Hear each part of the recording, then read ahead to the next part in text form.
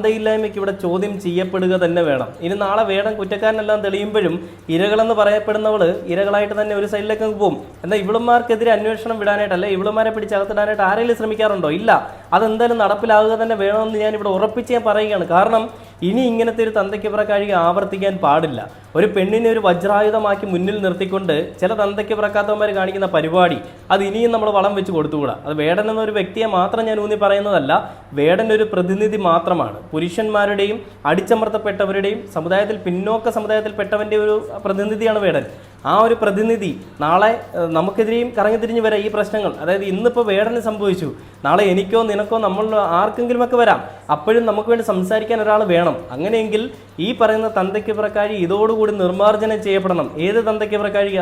സ്ത്രീകൾ വന്ന് പറയുന്നതിനെ മുഖവിലയ്ക്ക് എടുത്തുകൊണ്ട് അവളുമാരെ ഒരു ഇരകളാക്കി കാത്തു സൂക്ഷിക്കുകയും കുറ്റവാളി എന്ന് പറയപ്പെടുന്ന കോടതിയുടെ മുൻപിൽ തെളിയുന്നതിന് മുൻപ് തന്നെ ഒരു